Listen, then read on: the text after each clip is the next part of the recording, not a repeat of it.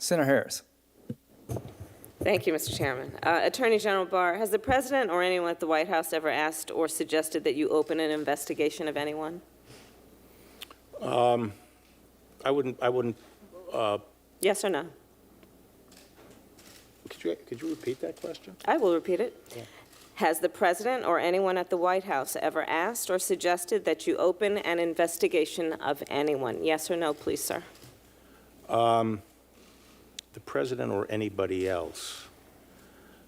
Seems you would remember something like that and be able to tell us. Yeah, but I'm trying to grapple with the word suggest. I mean, there have been discussions of matters out there that they have not asked me to open an investigation, but Perhaps they've suggested, I don't know. I wouldn't say suggest. hinted, I don't know. inferred? You don't know? Okay. In your March 24th summary, you wrote that, quote, after reviewing the special counsel's final report. But I will say that no one. Sir, I'm asking a question. In your March 24th summary, you wrote that, quote, after reviewing the special counsel's final report, Deputy Attorney General Rosenstein and I have concluded that the evidence is not sufficient to establish that the President committed an obstruction of justice offense. Now, the special counsel's investigation produced a great deal of evidence. I'm led to believe it included witnesses' notes and emails, witnesses' congressional testimony, witnesses' interviews, which were summarized in the FBI 302 forms, former FBI Director Comey's memos, and the President's public statements. My question is, in reaching your conclusion, did you personally review all of the underlying evidence? No, we took and we accepted Mr. Rosenstein? No, we accepted the statements in the report as the factual record. We did not go underneath it to see whether or not they were accurate. We accepted it as accurate and made our. So you accepted the report as the evidence? Yes.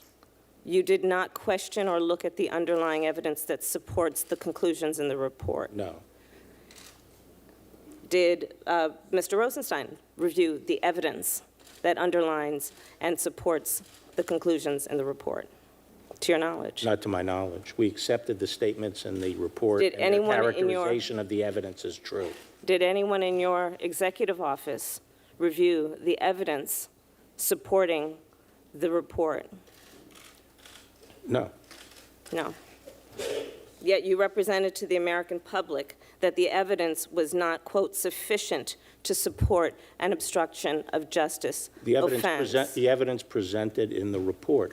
This is not a mysterious process. In the Department of Justice, we have pros memos and declination memos every day coming up, and we don't go and look at the underlying evidence. Sir, would you we support take the characterization of the evidence as true? As the Attorney General of the United States, you run the United States Department of Justice.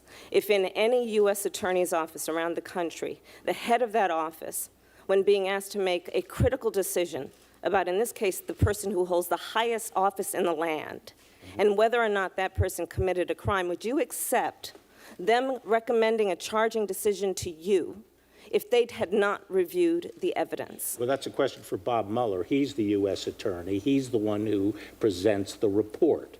But it was you who made the charging decision, sir. What, You made the decision not to charge the president. no, in a pros memo and in a declination memo, You said it was your baby. What did you mean by that? it was my baby to decide whether or not to disclose it to the public.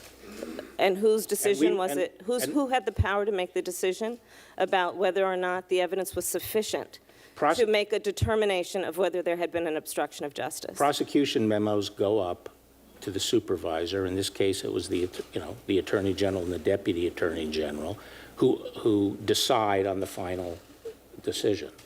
And that is based on the memo as presented by the U.S. Attorney's Office. I think you've made it clear that you've not looked at the evidence. We can move on. I think you've made it clear, sir, that you've not looked at the evidence, and we can move on. Will you agree to consult career DOJ ethics officials about whether your recusal from the 14 investigations that have been discussed by my colleagues is necessary? I don't. see any basis for it. I already consulted with them, and You have consulted with them about the 14 other investigations? about the Mueller case. Have you consulted with the career DOJ ethics officials about the appropriateness of you being involved or recusing yourself from the 14 other investigations that have been referred out? On what basis? Conflict of interest, clear conflict of interest. What's my conflict of interest? I think the American public has seen quite well that you are biased in this situation and you've not been objective, and that would arguably be the conflict of Well, you interest. know, I haven't been the only decision maker here. Now, let's take the Deputy Attorney General, Rod Rosenstein, who was approved by this Senate 94-6 with specific discussion on the floor that he would be responsible for supervising the Russian investigation. I'm glad you brought up that. Okay? That's a And great he has topic. 30 years experience, and we had a number of senior prosecutors in the department involved in this process, both career and non-career. Yes, I've who read all the agreed on process, the sir. disposition. I have another question. And I'm glad you brought that subject up because I have a question about that. Earlier today, in response to Senator Graham, you said, quote, that you consulted with Rosenstein constantly, unquote, with respect to the special counsel's investigation and report. But Deputy Attorney General Rosenstein is also a key witness in the firing of FBI Director Comey. Did you consult Well, that's I'm not finished. Yeah. Did you consult with DOJ ethics officials before you enlisted Rod Rosenstein to participate in a charging decision for an investigation, the subject of which he is also a witness?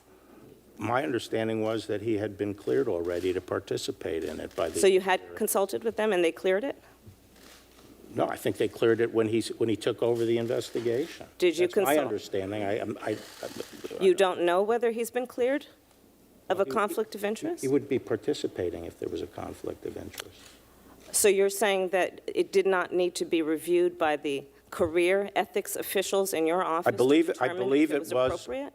Well, I believe it was reviewed, and I And what would was the also point finding? out this seems to be a bit of a flip-flop, because when the president's Sir, supporters were the challenging flip-flop, I think, in this Rosenstein... case is that you're not answering the question directly. What? Did the ethics officials in your office, in the Department of Justice, review the appropriateness of Rod Rosenstein being a part of making a charging decision on an investigation which he is also a witness in? Yeah, so as I said, my understanding was he had been cleared, and he had been cleared before I arrived. In making a decision on the Mueller report? Yes. And the findings of whether or not the case would be charged on obstruction of justice? He had been cleared on that? He was the acting attorney general on the Mueller investigation. Had he been cleared He had been... to make, I am... by your side, a I am decision informed that before I arrived, he had been cleared by the ethics officials, of what? serving as acting attorney general on the Mueller case. How about making a charging decision on obstruction of justice? That is the what the underlying acting offenses, which include him as a witness. You know, that's what the acting attorney general's job is. To be a witness and to make the decision about being a prosecutor? Well, no, but to make charging decisions. I have nothing else. My time is right out.